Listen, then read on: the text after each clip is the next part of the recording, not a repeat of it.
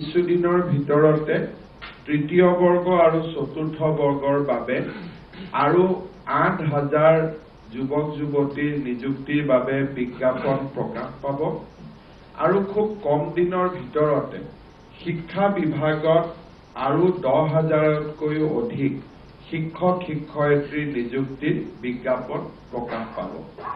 অৰ্থাৎ অহা কিছুদিনৰ ভিতৰতে আমাৰ ৰাজ্য চৰকাৰত আৰু ২৫,০০০তকৈও বেছি যুৱক যুৱতীয়ে নিযুক্তিৰ সুবিধা পাব।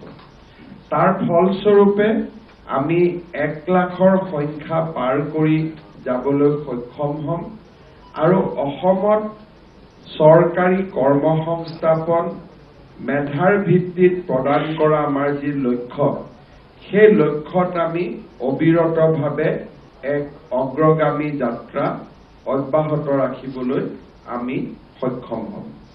বন্ধু বান্ধৱীসকল, ভিডিঅ'টি চাই কেনে পালে জনাব আৰু যদি ভিডিঅ'টি চাই ভাল লাগিল আৰু ভিডিঅ'টি আপোনাক অকণমান হ'লেও সহায় কৰিছে তে লাইক আৰু শ্বেয়াৰ কৰি দিব আৰু এনে কিছু নতুন নতুন চাকৰিৰ বিষয়ে জানিবলৈ মোৰ লগত জড়িত হৈ থাকিব আৰু মোৰ চেনেলটিক ছাবস্ক্ৰাইব কৰি ল'ব।